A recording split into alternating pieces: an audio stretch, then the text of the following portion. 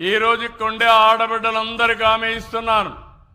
August 15 నుంచి ఉచిత ప్రయాణ సౌకర్యం ఏర్పాటు చేస్తున్నా, ఫ్రీ బస్ ఉంటుందని చెప్పి కూడా మీకు హామీ ఇస్తున్నాను. ఎన్నో కష్టాలున్నాయి, ఇబ్బందులున్నాయి. అందుకే రాబోయే రోజుల్లో నేను చెప్పిన సూపర్ 6లో కార్యక్రమాన్ని ఒకటొకటే చేసుకుంటా వస్తున్నాం. నేను చాలాసార్లు మీకు ఒక విషయం చెప్పాను. నిన్ననే మేము కడపలో ఒక మీటింగ్ పెట్టాం, మహానాడు పెట్టాం.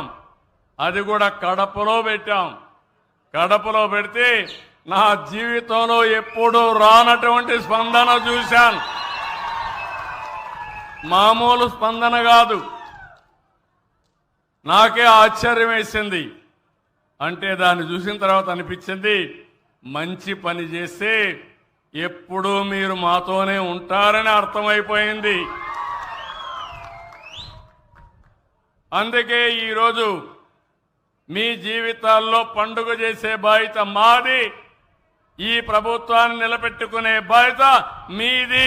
ఎప్పటికని మరొకసారి విజ్ఞప్తి చేస్తున్నా.